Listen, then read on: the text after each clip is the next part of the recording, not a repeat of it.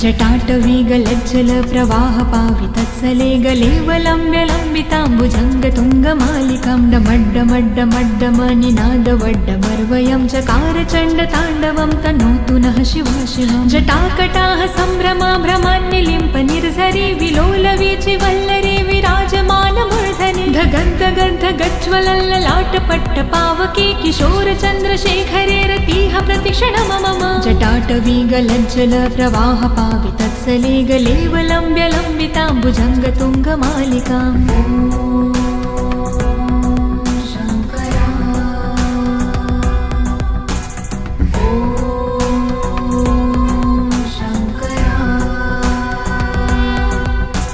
धराधरेन्द्र नन्दिनी विलास बन्धु बन्धुरसुराद्रिगन्ध सन्तति प्रमोदमान मानसे कृपाकटाक्षधारिणी निरुद्ध दुर्धरापदि कवच दिगम्बरे मनो विनोद मे तु वस्तुनि जटाभुजङ्ग पिङ्गल स्फुरत्फणामणि प्रभा कदम्ब कुङ्कुमाद्रव प्रलिप्त दिग्वधूमुखे मदान्ध सिन्धुरस्फुरत्व गुत्तरीय मेदुरे मनो विनोद धुत्तं बिम्भर्तु भूतभर्तरे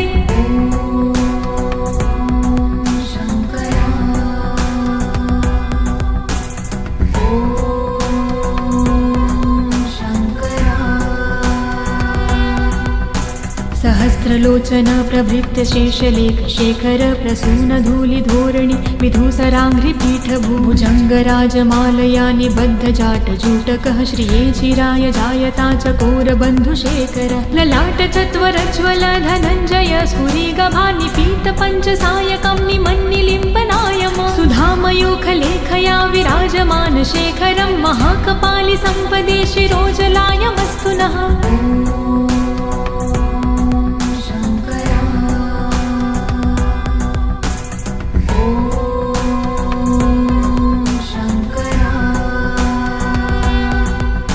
करालभालपट्टिकाध गद्द गद्द गज्वल धनञ्जयाधरीकृत प्रचण्ड पञ्चसायके धराधरेन्द्र नन्दिनी कुचाग्रचित्रपत्रक प्रकल्पनैक शिल्पिनी त्रिलोचने मते मम नवीन मेघमण्डली निरुद्ध दुर्धर स्फुरत् कहोनिशीथिनी तमः प्रबन्ध बन्धुकन्धर निलम्पि निर्झरीधरस्तनोतु कृत्ति सिन्धुरः कलानिधान बन्धुरः श्रियं जगन्ध धुरधर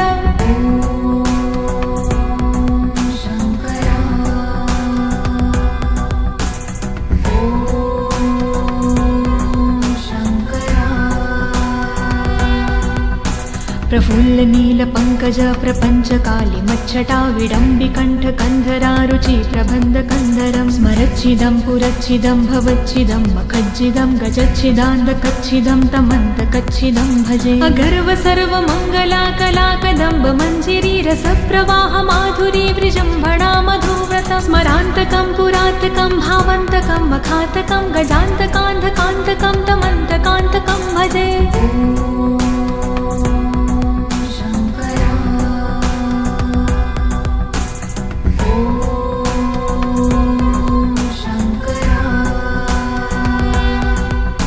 जयद्वद ब्रवीभ्रम ब्रमद्द जङ्गमस्फुर धगद्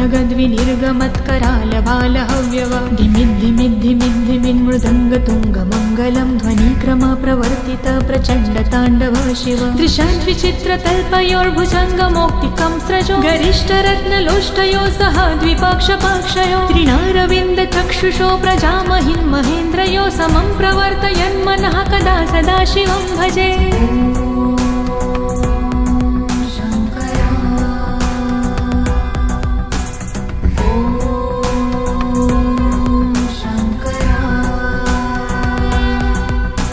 कदा निलिम्प निर्झरी निकूज कोटरे वसन् विमुक्त दुर्मती सदा शिरसमञ्जलि वहन् विमुक्त लोल लोचनोललाम भाल लग्नकः शिवेति मन्त्रमुच्चरन् कदा सुखी भवाम्यहं निलिम्पनाथ नागरी कदम्ब मौल मल्लिका निगुम्ब निर्भरक्षलं धूष्णिका मनोहरः तनोतु नो मनोमुदं विनोदिनी महानिशं परिश्रया परं पदं तदङ्गजद्विषाचयः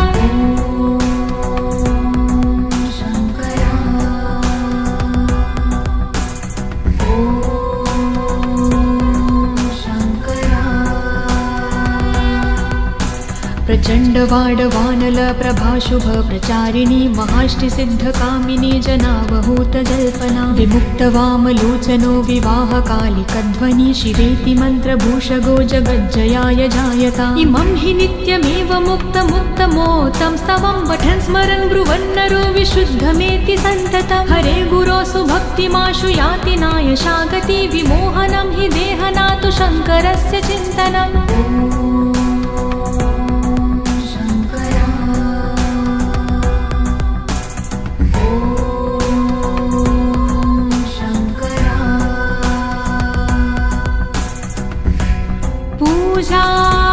पूजावसान समये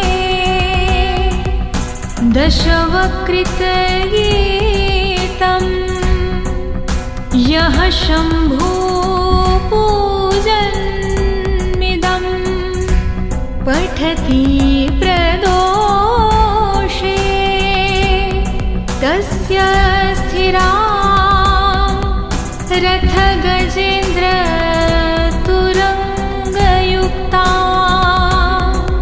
लक्ष्मी सदैव सुमुखी प्रददाति शम्भुः इति शिवताण्डवस्तोत्रं सम्पूर्णम्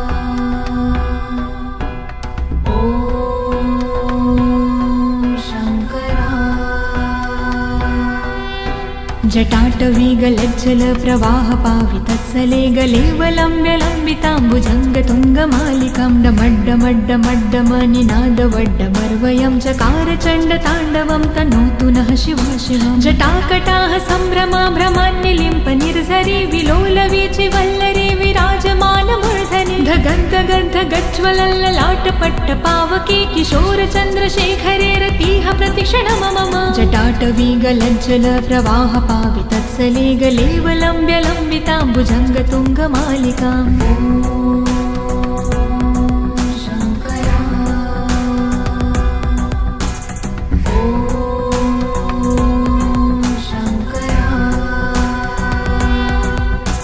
धराधरेन्द्र नन्दिनी विलास बन्धु बन्धुरसुराद्रिगन्ध सन्तति प्रमोदमान मानसे कृपाकटाक्षधारिणी निरुद्ध दुर्धरापदि कवच दिगम्बरे मनो विनोद मे तु वस्तुनि जटाभुजङ्ग पिङ्गल स्फुरत्फणामणि प्रभा कदम्ब कुङ्कुमाद्रव प्रलिप्त दिग्वधूमुखे मदान्द सिन्धुरस्फुरत्व गुत्तरीय मेदुरे मनो विनोद धुत्तं बिम्भर्तु भूत भर्तरे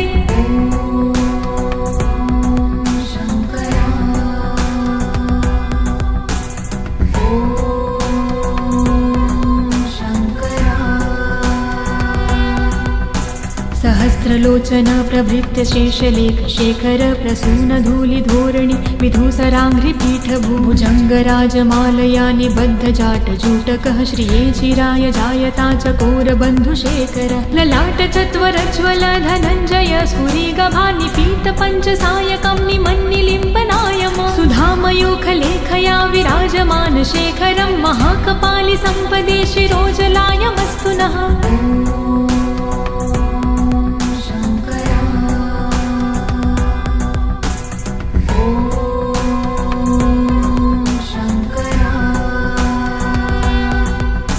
करालभालपट्टिकाध गद्द गद्द गज्वल धनञ्जयाधरीकृत प्रचण्ड पञ्चसायके धराधरेन्द्र नन्दिनी कुचाग्रचित पत्रक प्रकल्पनैक शिल्पिनी त्रिलोचने मते मम नवीन मेघमण्डली निरुद्ध दुर्धर स्फुरत् कहो निशीथिनी तमः प्रबन्ध बन्धुकन्धर निलम्पि निर्झरीधरस्तनोतु कृत्ति सिन्धुरः कलानिधान बन्धुरः श्रियं जगन्धधुरधर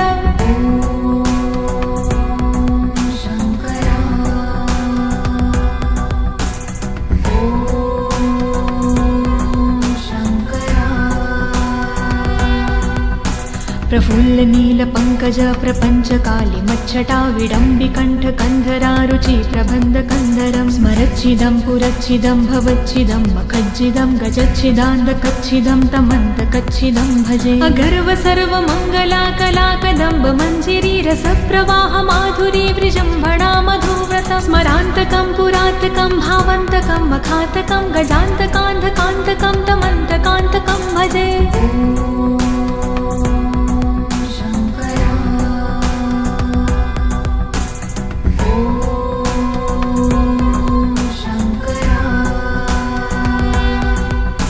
जयद्वद ब्रवीभ्रम ब्रमद्दजङ्गमस्फुरधगन्धगद्विनिर्गमत्करालबालहव्यव धिमिद्धिमिद्धिमिद्धिमिन्मृदङ्गतुङ्गमङ्गलं ध्वनिक्रम प्रवर्तित प्रचण्डताण्डव शिव दृशाद्विचित्रतल्पयोर्भुजङ्गमौक्तिकं स्रजो गरिष्ठरत्नलोष्टयो सह द्विपक्षपक्षयो त्रिणारविन्दचक्षुषो प्रजामहिन् महेन्द्रयो समं प्रवर्तयन्मनः कदा सदा शिवं भजे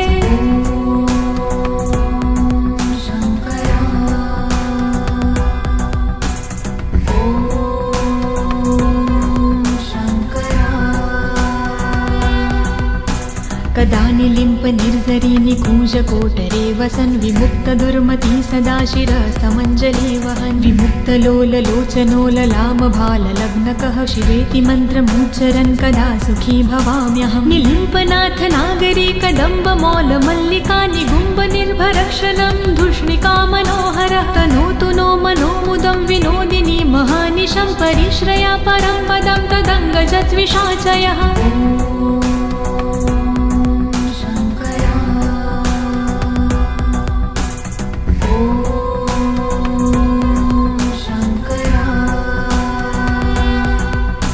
प्रचण्डवाडवानल प्रभाशुभ प्रचारिणी महाष्टिसिद्धकामिनी जनावहूतजल्पना विमुक्तवामलोचनो विवाहकालिकध्वनि शिवेति मन्त्रभूषगो जगज्जयाय जायता इमं हि नित्यमेव मुक्तमुक्तमोतं स्तवं पठन् स्मरन् ब्रुवन्नरो विशुद्धमेति सन्ततं हरे गुरो सुभक्तिमाशु याति नायशागति विमोहनं हि देहनातु शङ्करस्य चिन्तनम्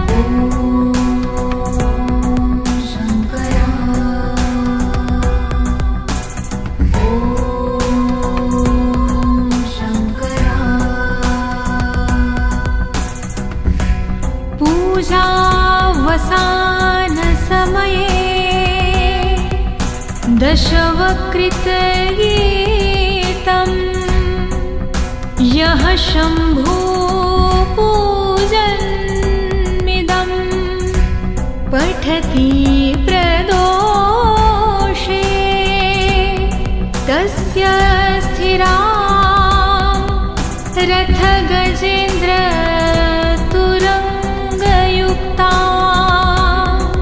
लक्ष्मी सदैव सुमुखी प्रददाति शम्भुः इति शिवताण्डवस्तोत्रम्